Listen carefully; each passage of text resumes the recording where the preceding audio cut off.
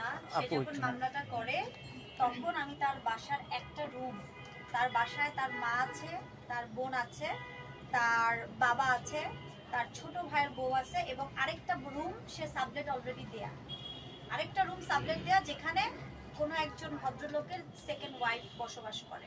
হ্যাঁ, তো ওইখানে ওই একটা শুরুতেই যে প্রথম রুমটা, ও আমাকে বলে তুই এখানে কিছুদিন স্টে করতে পারিস। তো আমি বলি যে দেখ আমি তো রাতে ঘুমাইতে পারি না একা, তখন ওর বোন ভাগ্নি সহ ওই রুমে থাকি 5 থেকে 6 দিন এবং সেটার জন্য 10,000 টাকা আমি ভাড়া হিসেবেও তাকে দেই। এটাকে আপনি বলতে পারেন না, আপনি তখন বলতে পারবেন যদি আমি একই ছাদের নিচে ওর সাথে সংসার করি। পয়েন্ট পাইছি দাদা। আপু, সে বারবার একটা ছবি প্রকাশ করতেছে, সেটা হচ্ছে কি আপনি কখনো নাকফুল নাকি পরেন না, সেই দিন নাকি শাড়ি পরে এবং নাকফুল পরে তার বাসায় গিয়েছেন এবং সে বারবার একটা ছবি দিচ্ছে যে আপনি আপনার কাঁধে সে হাত দিয়ে ছবি তুলেছে, সেটা নাকি আসলে বিয়ের ছবি। আপনি একটু আমি একটু বলি, সেদিনের ঘটনাটা আমার বোনের বিয়ে ছিল, ওটা ওর বলবো, আমি জানছি ও ওর ভাগ্নি সহ গিয়েছে, সেই ছবিও প্রকাশ করেছে। দেখবেন সাদা রঙের পাঞ্জাবি পরা আমার বাবা আমার মায়ের পাশে, হ্যাঁ, এবং আমার ওই একই পাঞ্জাবি, খেয়াল করে দেখবেন ওইটা ছিল আমার বোনের বিয়েতে যাওয়ার সময়, হাদিস না, ঠিক আছে। এবং খেয়াল করে দেখবেন ছবিটা যে তুলেছে, ছবিটা মানে এখন আমার সাথে যে কেউ ছবি তুলতে পারে, কিন্তু সে যে ইন্টেনশনালি এত ঘনিষ্ঠ হয়ে ছবিটা তুলবে, এটা যে একটা সময় পুঁজি করবে, বাণিজ্য করবে, এটা তো ভাই আমি জানতাম। এবং সে পারমিশন ছাড়া, ডিজিটাল নিরাপত্তা আইন থেকে শুরু করে সকল আইনে আছে, আমি ধরেন আপনি আমার ভাই, আপনি আমার বন্ধু, বা আপনারা যারা আছেন, আপনাদের সঙ্গে আমি কোনো একটা সিক্রেট শেয়ার করলাম, কোনো একটা, সে ফর এক্সাম্পল, সেই সিক্রেটটা যদি যোগাযোগ মাধ্যমে আপনি নিয়ে আসেন উইদাউট মাই পারমিশন, এটা ডিজিটাল নিরাপত্তা আইনের ধারাটা আমার উকিল বলতে পারে। আমার রিপন ভাই একটু বলবেন। আচ্ছা আপু, একটু দাঁড়ান, উকিল যাচ্ছি, তারপর তার কাছে আবার যাচ্ছি আমরা। ওকে, একটু আপনি বলেন যে আসলে আপনি যে প্রশ্নটা আমাকে করেছেন, অনেকে করেছেন যে লিভ টুগেদারের যে বিষয়টা, সেটার একটা ব্যাখ্যা আছে। সেটা হলো উচ্চ আদালতের একটা সিদ্ধান্ত আছে, একটা আছে প্রতিষ্ঠিত একটা মামলাই আছে, সিভিল আপিল নাম্বার 139/2003। সেখানে স্পেসিফিক্যালি বলা আছে, মানে অর্থাৎ ওখানে মাননীয় আমাদের সম্মানিত বিচারক মন্ডলী ওখানে এই মর্মে মতামত প্রকাশ করেছেন যে দীর্ঘদিন একটা ছেলে এবং একটা মেয়ে একসাথে থাকার পরে যদি কাবিন নামা নাও থাকে, সেক্ষেত্রে নৈতিক বিষয়টা একটা বিশাল বিষয়, নৈতিকতার বিষয়টা এখানে প্রশ্ন তুলেছে। কিন্তু বাংলাদেশে এই জাতীয় কোনো নজির নাই, এই হলো বিষয়। আমাদের দেশটা একটা মুসলিম কান্ট্রি ভাই, আর আমি তো রাসূলকে তালাকই দেই না। বলতেছি। আচ্ছা, এই যে তালাকের বিষয়টা আসলে রাসেল মিয়া সেদিন এপিসোডে বলেছে যে আপনি কেন তাকে তালাক দিচ্ছেন না, এই বিষয়টি সে সবার কাছে জানতে চেয়েছে, কেন তাকে তালাক দিচ্ছেন না, এটা আমার আইনজীবী বলবে। এটা তো সম্পূর্ণ আপনি আগে বলবেন, তারপরে আইনজীবী বলবেন। শুনেন, তালাক দিচ্ছি না সেটা আপনার লাগবে না, আমি বলি তালাক দিচ্ছি না, আমার তো এত তাড়াহুড়া নাই, আমি কি মানে কোথাও চলে যাচ্ছি নাকি, না যেহেতু একটা আপনাদের ভিতরে একটা না, ঝামেলা যেহেতু চলছে, আমার ঝামেলা চলছে, যেহেতু এটা আদালতে, যেহেতু এটা চার্জশিট হয়েছে, যেহেতু এটা ট্রাইব্যুনালে চলে গেছে, যখন আমরা মনে করব, আমার আইনজীবী মনে করবে যে এখন আপনি তালাক দিতে পারেন বা এখন এটাকে এইভাবে করে মেনটেন করতে পারেন, তখন আমরা সিদ্ধান্ত নিব। এটা তো আহামরি কিছু না, বাট আমরা তো সেপারেশনে সেই তার যে হাজত যখন, তখন থেকেই তো এখন স্টিল নাও সেপারেশন। আপু, আমি আরেকটা প্রশ্ন করি, সেটা আকাশ নিবিড় বারবার বলতেছে যে আসলে আমরা যখনই বলি প্রমাণের কথা, ছবির কথা, সে বলছে যে আসলে আমার মোবাইল থেকে ছবিগুলি তুলতে দেন না, তার আইফোন তার মোবাইল থেকে তুলেছেন এবং সেই ছবিগুলি সে কথা দিয়েছেন যে 2 বছর পরে আমরা যখন বিয়ের কথা জানাজানি হবে তখন আমি আপনাদেরকে দিব। আসলে ভাই শুনেন, এখানে বিষয়টা হলো মোবাইলের ছবি আপলোড বা মোবাইল সম্পর্ক, এই ছবি একত্রিত থাকা বা না থাকা, স্বামী স্ত্রীর সম্পর্ক এখানে এস্টাবলিশড করা যায় না। আপনার স্বামী বা স্ত্রী দুইজন, যে কোনো একজন যদি একে অপরের স্ত্রী অথবা স্বামী বলে বা স্ত্রীর সব রূপে যদি সম্পর্ক এস্টাবলিশ করতে চাই, বাংলাদেশে মুসলিম আইনে স্বামী স্ত্রী সম্পর্ক এস্টাবলিশ করার একটাই হচ্ছে পন্থা, সেটা হলো যে আপনার বিবাহর কাজী ডেকে, কাজী নিকাহ রেজিস্টারের মাধ্যমে সাইন করে সশরীরে উপস্থিত হয়ে আপনার বালাম বই, যেটাকে বলা হয় সরকার কর্তৃক নির্ধারিত বালাম বইয়ে স্পষ্ট করে দুইজন সাক্ষীকে সামনে রেখে ওখানে আপনার সিগনেচার করতে হবে এবং আল্লাহ পাককে হাজির নাজির রেখে উপস্থিত সাক্ষীগণের মোকাবেলায় 2 জন সিগনেচার করতে হবে। এখানে কে কার কাঁধ ধরে ছবি তুললো অথবা ছবি তুললো না, এইটার উপর স্বামী স্ত্রী সম্পর্ক নির্ভর করবে না। স্বামী স্ত্রী সম্পর্ক নির্ভর করবে 1961 সালের মুসলিম পারিবারিক আইন অনুযায়ী এবং 1974 সালে যে বাংলাদেশে প্রচলিত যে বিবাহ রেজিস্ট্রি আইন আছে, ওই রেজিস্ট্রি আইনের মধ্য দিয়ে যে তাই নিকা রেজিস্টারের যে ভলিউমে যে সিগনেচার, ওই সিগনেচারটা করলে একমাত্র প্রমাণ হবে যে তারা বৈধ ভাবে বিবাহ করেছে। আচ্ছা, এখানে আমার একটু প্রশ্ন হচ্ছে কাবিননামা কি উকিল দ্বারা কি মানে না, এখানে উকিলের কোনো বিষয় না, বা এখানে উকিলের কোনো ওই ব্যক্তি কি কাবিনে উঠাতে পারবে কোর্ট থেকে? 100 বার উঠাইতে পারবে, কেন উঠাইতে পারবে না? কোর্টের কিছু বিষয় না তো, এখানে তো হলো নিকা রেজিস্টারের বিষয়। কাজী অফিসে যাবেন, কাজী অফিসে যায় আপনার ওইখানে স্বামী বর এবং কনে যাবে, যাওয়ার পরে ওইখানে কাজী সাহেব থাকবে, কাজী সাহেবের কাছে নির্ধারিত ভলিউম থাকবে যেটা সরকার কর্তৃক আইন মন্ত্রণালয় থেকে অনুমোদিত, সেখানে আপনার সিগনেচার করবে। সিগনেচার করলে তারপর ডকুমেন্টেড এভিডেন্স তো ওইটা। আর আপনি আর কোর্ট ম্যারেজ, আমি একটা ভিডিওতে দেখেছি যে আকাশ নেমে নিয়ে কোর্ট ম্যারেজ করেছে। বাস্তবে এই কোর্ট ম্যারেজের আইনগত কোনো অস্তিত্ব নাই বাংলাদেশে। এটা হচ্ছে একটা ভুয়া জিনিস, একটা ফাও, আইনগত কোনো ভিত্তি নাই। এটা মানে অন্যরকম, মানে এটা কিছুই না, আইনগত কোনো মূল্যই নাই ইসলামিক শরীয়ত মোতাবেক। এবং আমি প্রথমেই বলেছি যে মুসলিম আইনে বিয়ে হচ্ছে ধর্ম কর্তৃক স্বীকৃত একটা সিভিল কন্ট্রাক্ট। আর সিভিল কন্ট্রাক্টটা করতে গেলে আপনার কাজী অফিসে যায় যথাযথ কর্তৃপক্ষের মাধ্যমে আপনি ওইখানে নিজেও সরাসরি উপস্থিত হয়ে সিগনেচার করতে হবে, আচ্ছা, স্বাক্ষর করতে হবে। বর্ষা সে তো বারবার বলছে যে আসলে আপনি নাকি টাকা খাওয়িয়ে কাগজপত্র সব সরিয়ে ফেলেছেন এবং সেটাই বারবার তার বোনও নাকি সেখানে গিয়েছেন এবং তার বোন নাকি মানে যেখানে আপনারা করেছেন সেখানে নাকি ঝগড়া করেছে এবং তার বোন ওইখানে তোলপাড় করে ফেলেছে, সে এটা বারবার মিডিয়ার সামনে বলছে। আসলে আমি জানি না বাংলাদেশের আসলে আমি এত বেশি কিছু হয়ে গেলাম কিনা যে রেজিস্ট্রি বুক থেকে আসলে গায়েব করা যায়, এটা আমার মনে হয় না যায় পৃথিবীর এবং বাংলাদেশের যে কোনো পাওয়ারফুল ব্যক্তি হোক না কেন কখনোই নিকানামা গায়েব করার ক্ষমতা কারো নাই, কারণ এটা একটা রেজিস্ট্রি বুক এবং কোনো কাজই যদি সেটা করে থাকে সেই কাজের জন্য কিন্তু দণ্ডনীয় অপরাধ। এবং আপনারা জানেন কিনা জানি না, কাজীর সার্টিফিকেট চলে যাবে, কাজীকে আইনের আওতায় নিয়ে আসা হবে এবং কেউ যদি ভুয়া বিবাহর নিকানামাও বের করে অথবা কেউ যদি এটাকে হিডেনও করে, দুটোর জন্যই কিন্তু সমান ভাবে একেবারে কি বলে বিচার আছে, একেবারে ফৌজদারি অপরাধ। আচ্ছা, এই বিষয়টা আসলে আপনার কাছ থেকে আমরা একটু জানতে চাচ্ছি, আসলে যে বিষয়টা সে বলছে যে কাগজপত্র সরিয়ে ফেলেছে এবং এই বিষয়টা আসলে কি, এবং সে কিন্তু প্রমাণ বারবার দেখাচ্ছে, একটা ছবি সে এসে সাইন করছে কোর্টে যে আমি না না না আকাশ নিবিড়ের ছবিটা আপনি দেখছেন যে বারবার কোর্ট করছে।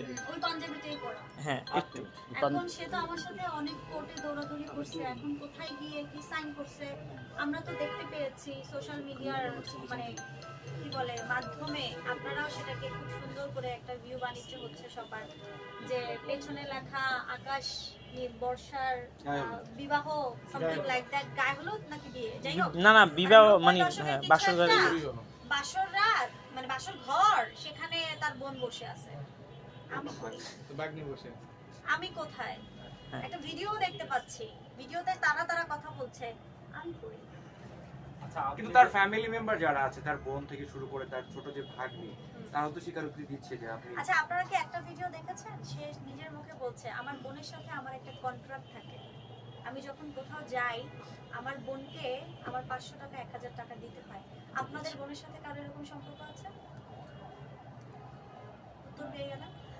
আমি যদি ওর বোনকে কোনো মানে ওর বোনের, আমি কারো ক্যারেক্টার নিয়ে কথা বলবো না, এটার অধিকার আমার নাই, এটা যার যার ব্যক্তিগত ব্যাপার, কিন্তু এটা মাথায় রাখবেন, আমি কখনো আমার ভাইকে বলবো না ভাই আমার এই কাজটা করে দে, তোরে 5000 টাকা দিব, এবং আমার ভাইও জীবনে ওই চিন্তা করবে না আমার বোনের এই কাজটা করে দেওয়ার জন্য আমার 5000 টাকা লাগবে।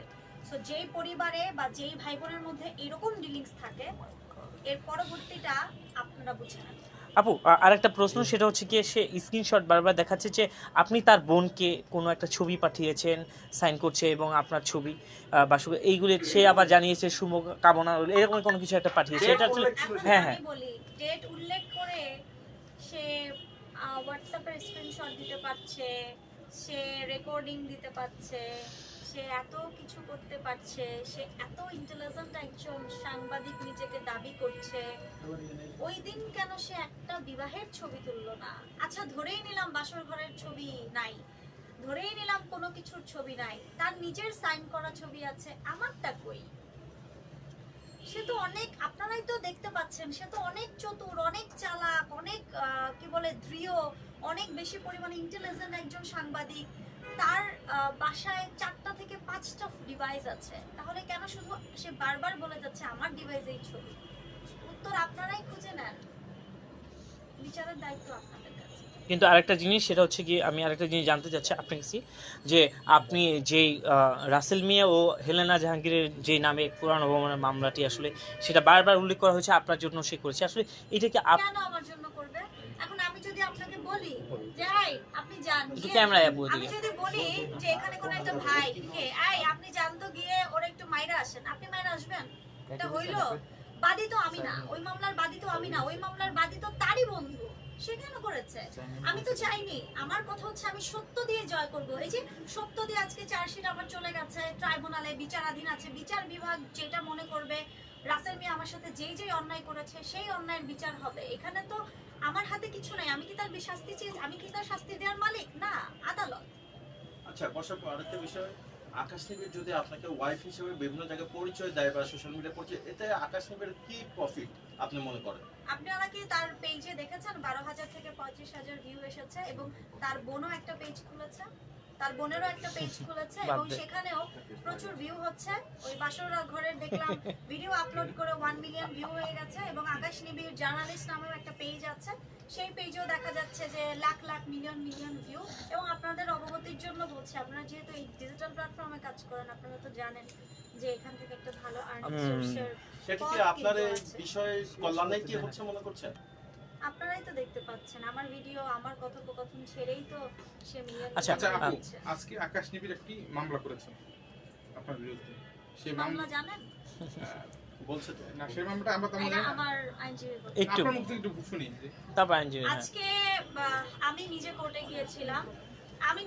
গিয়েছিলাম, তো আমি নিজে সেখানে উপস্থিত ছিলাম, যেহেতু আমার এই মামলাটা আজকে ওই একই কোর্টে, একই অবস্থানে, একই কাজ করায়, একই জায়গায়।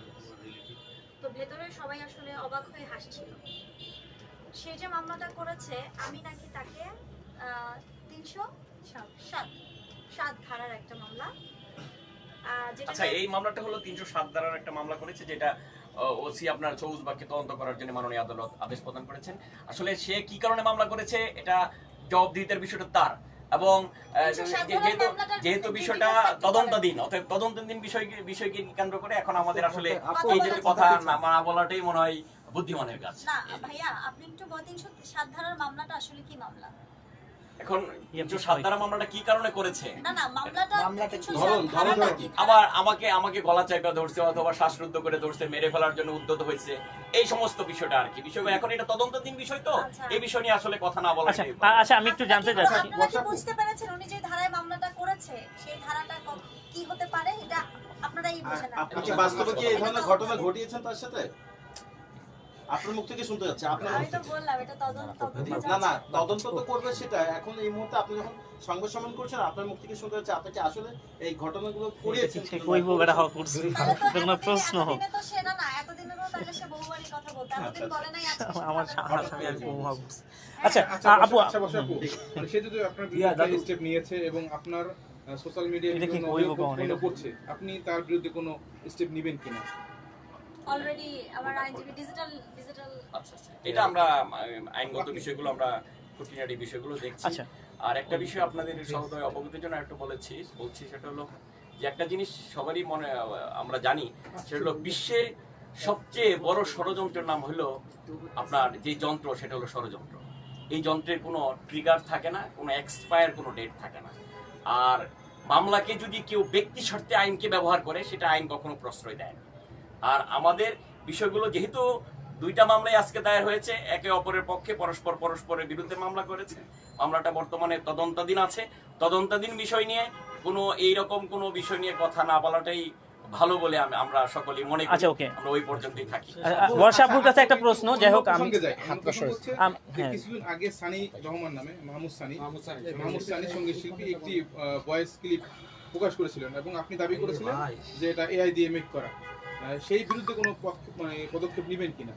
আমার যেহেতু লিগ্যাল একজন অ্যাডভাইজার আছেন, আমার লিগ্যাল অ্যাডভাইজার শুধু এটা না, আমার আইনজীবী, আমার যত ধরনের যত পেজ থেকে শুরু করে নিউজ পোর্টাল এন্ড যারা ইউটিউবার, যারা আসলে এগুলোকে ছড়াচ্ছে মিথ্যা, যেটা আমার জীবনের জন্য মানহানি। আমার বাচ্চাটা প্রচন্ড কান্নাকাটি করছে।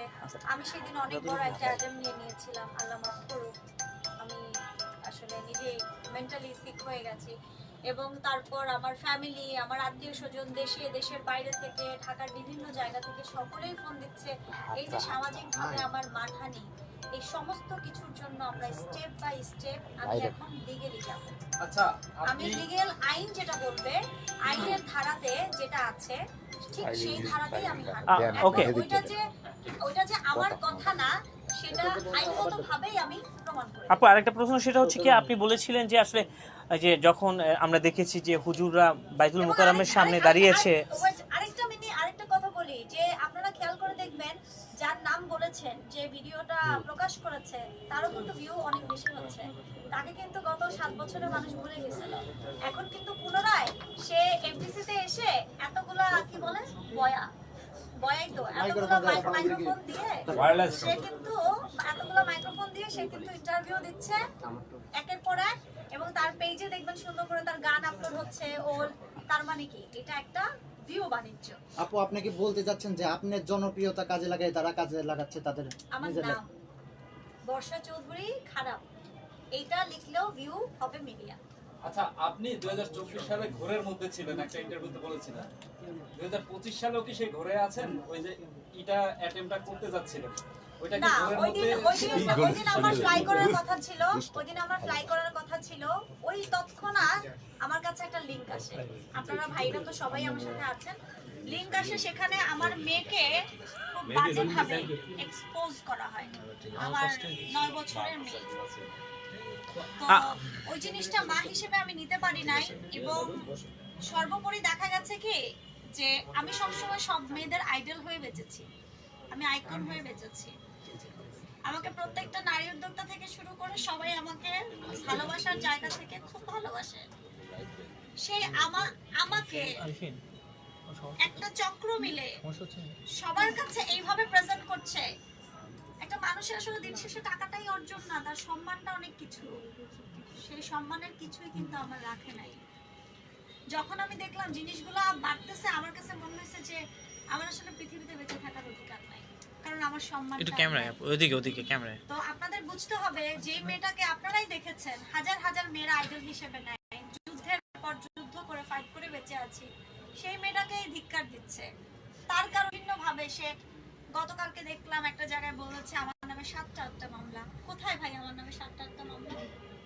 আরেক জায়গায় দেখলাম বলতেছে যে আমার 8-10টা বিয়ে। কোথায় ভাই? আমাকে 8-10টা বিয়ে প্রমাণ দিতে হবে, 8-10টা নিকানামা দিতে হবে, ডিভোর্স নামা দিতে হবে। আমি কোথায় 8-10টা বিয়ে করলাম? এই বিষয়গুলো আমি নিতে পারিনি মানসিক ভাবে। আপনি কয়টা বিয়ে করছেন? সরি, কয়টা বিয়ে করছেন আপনি? আমার প্রথম স্বামীর নাম হচ্ছে জাভেদ। একটু ক্যামেরায় আপু, সোদা। আমার জারার আব্বু, আমার মেয়ের বাবা। এবং সেই বিয়েতে বাংলাদেশের তারকা থেকে শুরু করে যারা সাংবাদিক ছিলেন তখনকার সময়, স্ট্যাবলিশ সাংবাদিক, ডেলি থেকে শুরু করে প্রিন্ট মিডিয়া, টিভি মিডিয়া, তারা সকলে উপস্থিত ছিলেন আমার এই বিয়েতে। পরবর্তীতে তার সঙ্গে আমার বোনাবুনি হয় না, আমি নিজে তাকে ডিভোর্স দেই, অ্যান্ড দেন আমার সঙ্গে বিয়ে হয় আপনাদের সকলের পছন্দের রুমি রহমান। তিনি তো আমার বাবুর 38 দিনে পৃথিবী থেকে চলে যায়। তারপর রাসেল মিয়া। কিন্তু 4টা, কিন্তু আকাশ 4টা কোথায়? 3টা। রাসেল মিয়াকে ডিভোর্স এখনো দেই নাই। আচ্ছা আপু, সমসাময়িক বিষয় হচ্ছে আপনাকে নিয়ে মানে কোন এক ব্র্যান্ড প্রমোটার লাইভে গেলেই সে একটা টাইটেল যুক্ত করে দেয়, ভিউ বাণিজ্য। সেই জিনিসটা আপনি কিভাবে দেখছেন? শান্তা একটু বলো। না এটা আপনার কাছে না না আপু, আমি শান্তা আপুর কাছে যাব, কোনটা যাব আমি বলি আমি যাব, সেটা ঠিক আছে। শুনেন, এখন খেয়াল করে আমি দেখবেন যাব। যখন লাইভে যাচ্ছে তার নরমাল ভিউ হয় 100, 200, 230। আপনারা একটু দেখেন, আমার কথা না, এটা আপনাদেরকে আমি ছেড়ে দিলাম। আপনারা তো আমার ভাই, আপনারাই আমাকে আমার সংবাদ প্রচার করেন, আমি ডাকলে ছুটে আসেন, আপনারা আমার কাছের মানুষ। খেয়াল করে দেখেন, যখন ক্যাপশনটা আমাকে ঘিরে হয় তখন তার ভিউটা কত হয়। এটা হচ্ছে ভিউর একটা স্ট্যাম্প আছে, আর কিছুই না। আচ্ছা আপু, আমরা যেটা বলতেছিলাম যে আসলে মেইন দাদা না নাই, এবং সে একটা স্ট্যাটাসে বলেছিল যে কোনো একটা অ্যাওয়ার্ড নাকি আপনি ভাগিয়ে নিতে চাইছিলেন যে ডিএ তাইবকে উদ্দেশ্য করে? জিনিসটা আসলে একটু খোলাসা করতেন। তার সঙ্গে দেখেন, সে আমার কাছে কিছু প্রমাণ আছে, ওইটা আমরা আইনি পদক্ষেপ নিচ্ছি। সে বিভিন্ন জায়গায় বিভিন্ন ব্র্যান্ডের কাছে, ব্র্যান্ড ওনারদের কাছে, আসলে ওই যে বললাম চক্র, এখন সবগুলো একসাথে হয়ে গেছে। হ্যাঁ, কিন্তু যার জন্য আল্লাহ আছে তার আসলে কাউকে লাগে না। আমার জন্য উপরে একজন আছে, সেই যথেষ্ট, কারণ আমি আমার পুরো পরিবারের গার্ডিয়ান, তাই না? তো এখন বিষয়টা হচ্ছে যে সে বিভিন্ন জায়গায় বলেছে এবং সে উস্কানিতে সে পড়ে যাচ্ছে। এটা দুঃখজনক, কারণ তার যখন ক্যাসিনো কাণ্ড আসে, সে যখন ক্যাসিনোকে প্রমোট করে, সে কিন্তু তখন আমি বর্ষা একটা কথা বলি নাই, বাট সেই ক্যাসিনো কাণ্ডের ক্যাসিনোকে সে একজন ব্র্যান্ড প্রমোটার হিসেবে প্রমোট করেছে। করি চক্রান্ত করি, এটা তো উচিত না। আপু, আপনিও একটি প্ল্যাটফর্মে কাজ করেন, সেও একটি প্ল্যাটফর্মে কাজ করে, নারী হিসেবে নারীর পক্ষ কি নেওয়া উচিত ছিল না তার? আমি আসলে জানি না, এটা আমি নারী হয়ে আপনারা দেখেছেন যে আমি নারী হয়ে